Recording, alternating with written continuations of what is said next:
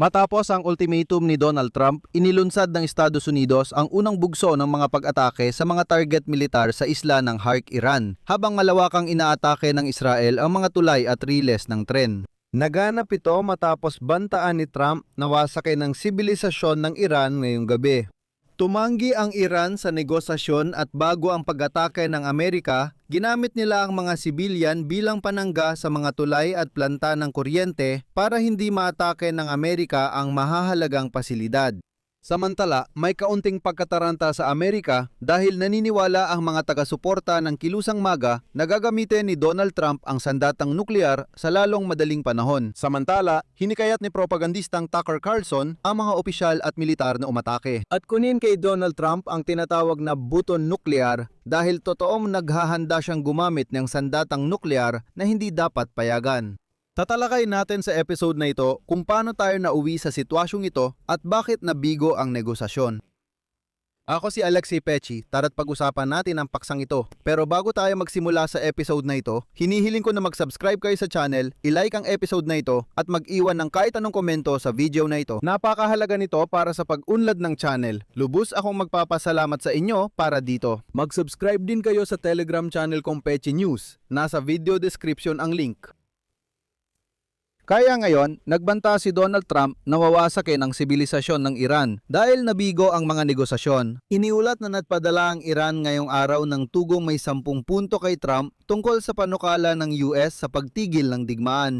Ginawa ito bago ang itinakdang deadline ni Trump na alas 8 ng gabi sa Eastern Time sa Martes.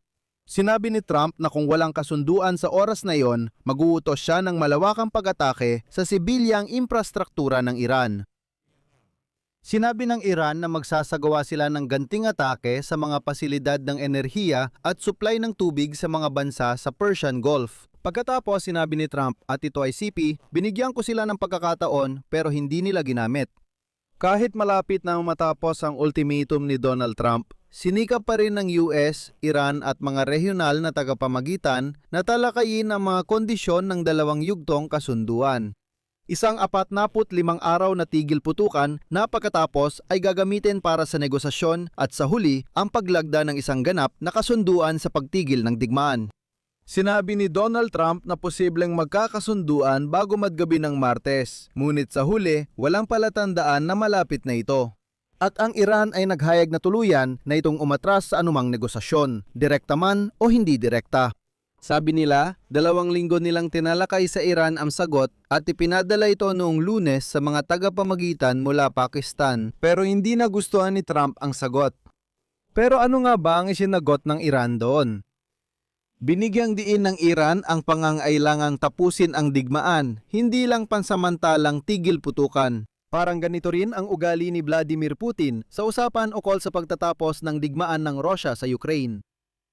Bukod pa rito, iginiit ng Iran na ang pagtatapos ng digmaan sa Iran ay dapat ding mga hulugan ng pagtigil ng labanan sa iba pang mga reyon tulad ng sa Lebanon kung saan nagsasagawa ng paglusob ang Israel laban sa grupong Hezbollah.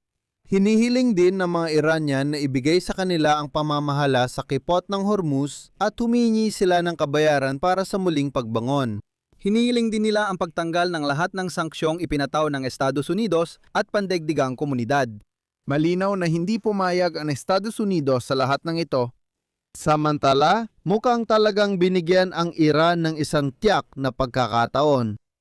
Binitiwan ni Trump ang unang banta noong Marso 21 nang sinabi niyang atakehin at wawasakin ng Estados Unidos ang mga planta ng kuryente ng Iran kung hindi bubuksan ni Tigran ang Strait of Hormuz sa 48 oras. Pagkatapos nito, Marso 23 ilang sandali bago matapos ang oras. Ayon kay Trump, dahil nagkaroon ng produktibong pag-uusap ang Amerika at Iran, binigyan pa nila ng 5 araw na palugit para sa negosasyon.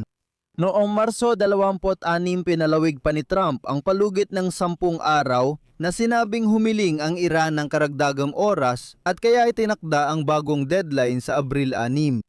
Pero habang papalapit ang Abril, 6 lalong ninerbiyos si Trump. Noong Abril 5, sinabi niya sa Iran, buksan nyo na ang kipot, mga siraulo kayong gago, kung hindi, mabubuhay kayo sa impyerno, tingnan nyo lang. Noong Abril 6 sinabi ni Trump na may mas matindi pa siyang opsyon kaysa sa dating banta na bombahin ang mga planta ng kuryente at tulay ng Iran kung hindi makikipagkasundo ang Iran. Ayon kay Trump, kayang wasakin ang bansa sa isang gabi kaya nagsimula ang mga teorya ng sabwatan. Sinabi ng mga kinatawan ng kilusang MAGA na ang tinutukoy ni Donald Trump ay ang sandatang nuklear. Kapag sinabi niya, yung dati kong banta iba pa yon, may mas seryoso pa ako. Sinabi ng propagandistang si Tucker Carlson na handa si Donald Trump gumamit ng sandatang nuklear. Kaya nanawagan siya sa mga Amerikanong opisyal at militar na tutulan ang anumang posibleng pagtatangka ni Donald Trump na magsagawa ng malawakang pag-atake na magdudulot ng pagkamatay ng mga sibilyang Iranian. Pagkatapos nito, inilatala ng mamamahayag ng New York Post na si Caitlin Dornbos ang isang bahagi ng talumpati ni Tucker at isinulat niya at ika nga, inupakan ni Pangulong Trump si Carlson nang tanungin ko siya tungkol sa kalokohang ito kaninang umaga. Sinipi niya ang sinabi ni Trump na nagsabing si Tucker ay isang taong mababa ang IQ at lubos na hindi nauunawaan ang mga nangyayari. Ayon sa kanya, sinabi ni Trump na laging tumatawag si Tucker Carlson sa kanya pero hindi niya sinasagot. Gayunpaman, alam na umatake ang Estados Unidos sa mga target militar sa isla ng Hark, Iran. Sinabi ng mataas na opisyal ng Estados Unidos na naglunsad ang militar ng 12-12 ng pag-atake sa mga target militar sa isla ng Hark sa Iran noong huling bahagi ng Lunes ng gabi at maagang umaga ng Martes. Pero ito ay base sa oras ng Amerika. Ayon sa ulat ng mga state media ng Iran, ang pagsusuri sa pinsalang dulot ng pambobomba ng Estados Unidos sa isla ng Hark noong gabi ay nagpakita na karamihan sa infrastruktura ng sentro ng transportasyon ng langis ay nanatiling hindi nasira. Sinabi ni punong ministro ng Israel Benjamin Netanyahu na naapektuhan ng mga pag-atake ng Israel ang mga riles ng tren at tulay sa Iran. Sa parehong oras, nagveto ang China at Rusya sa resolusyon ng United Nations Security Council na naglalayong muling buksan ang Strait ng Hormuz. Pinaalalahanan ko, doon ay sinubukan ng mga Emirado na itulak ang ideya ng paggamit ng militar na paraan upang makakuha ng mandato sa Security Council. At para doon, upang mabuksan muli ang rutang iyon. Pinalalabas ng Iran na kaya nabigo ang negosasyon ay dahil sa pag-atake ng Estados Unidos. Sinabi ni Ministro ng Ugnayang Panlabas ng Pakistan na si Ishaq Dar na pangunahing tagapamagitan sa negosasyon ng Estados Unidos at Iran na ang kamakailang pag-atake ng Iran sa Saudi Arabia ang sumira sa anumang negosasyon. И вот иранские власти Sa gitna ng ultimatum, pinoprotektahan ng Estados Unidos ang ilang critical na infrastruktura gamit ang mga tao. Naglabas ang media ng Iran ng larawan ng tinatawag nilang buhay na kadena. Partikular, naglabas ang ahensyang MER ng ulat tungkol sa kadenang tao sa planta ng kuryente sa Kermanshah. Makikikita sa larawan ang grupo ng Iranian na nagtipon sa pasilidad, may hawak na placard at watawat ng Iran. Ipinakita rin ng MER News Agency ang isa pang ulat tungkol sa White Bridge sa Ahvaz sa timog ng Iran. Pumila ang mga tao sa tulay, bumuo ng human chain at iniladlad ang mahabang pambansang watawat ng Iran. Makikita ring dinadala pati mga bata sa mga tulay. Narito ang mga batang nagsisilbing buhay na kalasag laban sa pag-atake ng Estados Unidos. Kasabay nito, ang mismong katangian ng mga aksyong ito ay nagpapakita na sinusubukan ng mga autoridad na itama ang sitwasyon. Ginadamit ang presensya ng mga sibilyan bilang karagdagang salik ng pagpigil upang gawing mas mahirap ang posibleng pag-atake sa mga pasilidad ng enerhiya at iba pang mahalagang infrastruktura. Dito ko ilalagay ang ellipsis. Mga kaibigan, mag-subscribe na kayo sa YouTube channel na ito kung hindi pa dahil mamayang gabi susubaybayan natin ang mga kaganapan. Kapag may bagong balita, magla-live agad ako at ibabalita ang nangyayari. Kaya mag-subscribe na kayo. Dito ko ilalagay ang ellipsis. Ang inyong opinyon, ang inyong pahayag. Isulat ang inyong mga konklusyon sa mga komento sa ilalim ng episode na ito. Mag-subscribe sa channel, pindutin ang kampanilya at huwag kalimutang mag-like.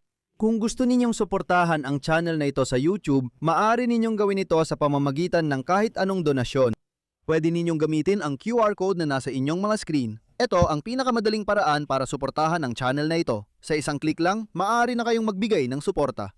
Sa video description, makikita ang iba't ibang platform tulad ng Patreon, PayPal, Buy Me a Coffee at YouTube sponsorship. At pati na rin ang bangko, mayroon ding crypto wallets. Pumili lang kayo ng pinakakomportableng paraan para sa inyo. Lubos akong magpapasalamat sa anumang suporta mula sa inyo. Hanggang dito na lang, ingatan ninyo ang inyong sarili. Paalam sa lahat.